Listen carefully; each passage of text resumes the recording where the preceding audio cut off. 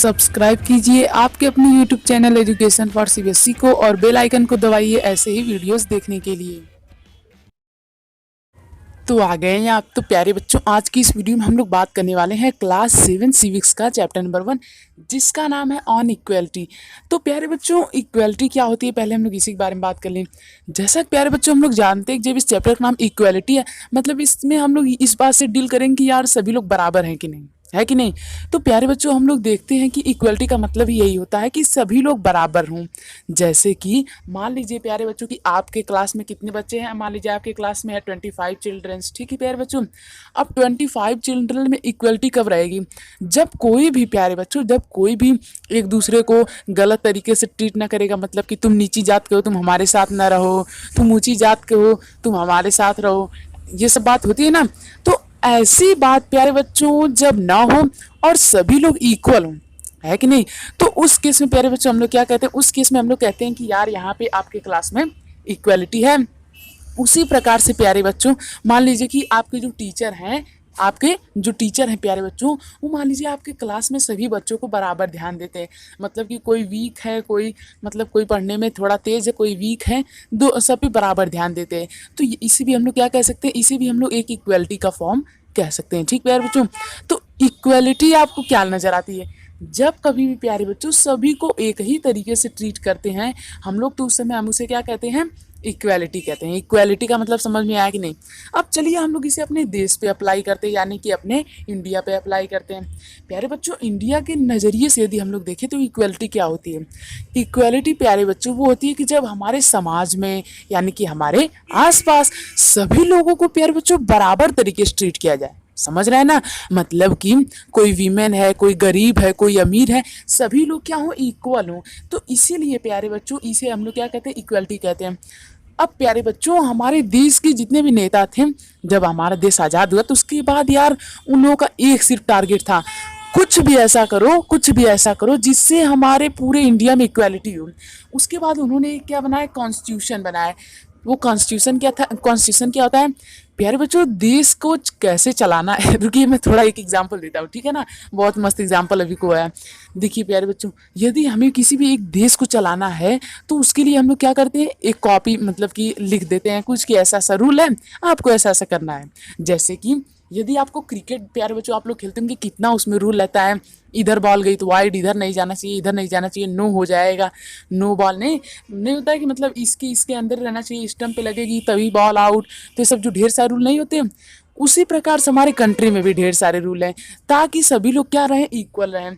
जैसे कि प्यारे बच्चों एक रूल आ जाता है ये कि जितने भी वीमेंस हैं उन्हें भी किसका अधिकार रहना चाहिए, वोट का अधिकार रहना चाहिए, यानी कि यार उन्हें भी राइट टू वोट मिलना चाहिए, ठीक है।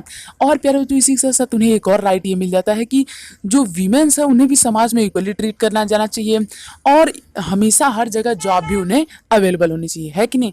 तो प्यारे बच्चों यही सब इक्वलिटी होती है। इक्वलिटी समझ में आई। तो प्यारे बच्चों कॉन्स्टिट्यूशन क्या होता है, इसे हम लोग लास्ट में इसकी डेफिनेशन देखते हैं, पहले समझ जाते हैं, ठीक है। कॉन्स्टिट्यूशन प्यारे बच्चों वो होता है जिसमें कि कुछ रूल्स, यानी कि कुछ रूल्स क्या होते हैं, डिफाइंड होते हैं, वो लिखे होते हैं, ठीक प्यारे बच्चों। और जो कॉन्स्टिट्यूशन होता है इसे किसने लिखा है, उसे लिखा है डॉक्टर भीमराव अंबेडकर। मतलब वे इसके मेन थे, यानी आप लोग कह सकते हैं हाँ चेयरमैन थे, ठीक है प्यारे बच्चों। आप लोगों की भाषा में वो सबसे मेन थे, ठीक है, तो सबसे मुख्य थे। तो प्यारे बच्चों कॉन्स्टिट्यूशन को क्यों लिखा गया, ताकि प्यारे बच्चों पूरा देश कॉन्स्टिट्यूशन के हिसाब से चल सके। क्यों, क्योंकि अभी अभी आज़ादी मिली है कि नहीं।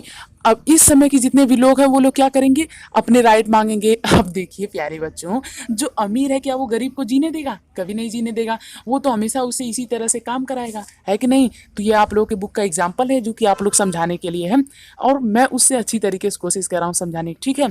तो इस तरह से क्या करेंगे, अमीर गरीब को काम कराएंगे और वहाँ पे इक्वल राइट नहीं रह जाएगा, है कि नहीं। इसीलिए प्यारे बच्चों यहाँ पे कॉन्स्टिट्यूशन लिखा गया है। अब प्यारे बच्चों जो कॉन्स्टिट्यूशन होता है उसमें क्या क्या लिखा गया, उसमें लिखा गया कि सभी लोग इक्वल हैं, यानी कि सबको वोटिंग का राइट मिलना चाहिए। जैसे आप लोगों के गांव में वोट होता है कि नहीं, मतलब कि कोई प्रधान वगैरह चुने जाते हैं कि नहीं, ठीक है।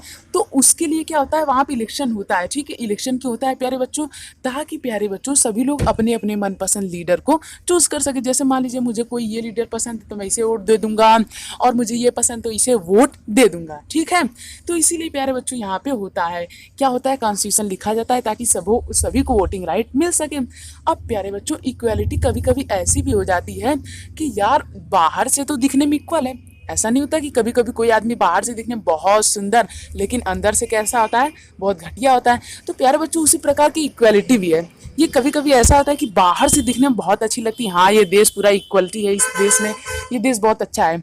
लेकिन प्यारे बच्चों अंदर ही अंदर देश के क्या होता है, बच्चों को ऐसे काम कराया जाता है, पीछे जो हमने देखा उस लेडी को ऐसे काम कराया जाता है कि नहीं।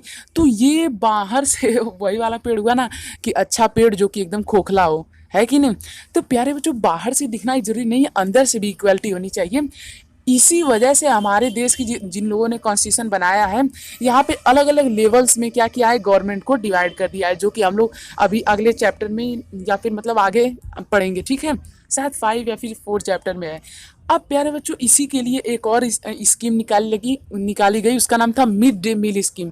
इस स्कीम का मतलब ये था प्यारे बच्चों कि जब दोपहर होती है तो बच्चों को खाना दिया जाए, दोपहर होती है तो बच्चों को खाना दिया जाए। उससे ये होगा कि वे लोग जब सभी साथ साथ साथ बैठ करके खाना खाएंगे तो उनमें इक्वलिटी आएगी। क्यों, क्योंकि वहाँ पे बड़े बड़े कास्ट का भी बच्चा बैठ के खाना खाएगा और छोटे कास्ट का भी। ये होता था गवर्नमेंट स्कूल में, ताकि प्यारे बच्चों भूखमरी भी मर जाए। इससे बहुत फायदे थे। पहला फायदा भूखमरी मर जाए, मतलब कि भूखों से कोई ना मरे। और प्यारे बच्चों दूसरा फायदा ये था कि इक्वलिटी हो। तीसरा फायदा ये था कि बच्चों को अच्छा न्यूट्रिशन मिले। समझ में आ रहा है ना।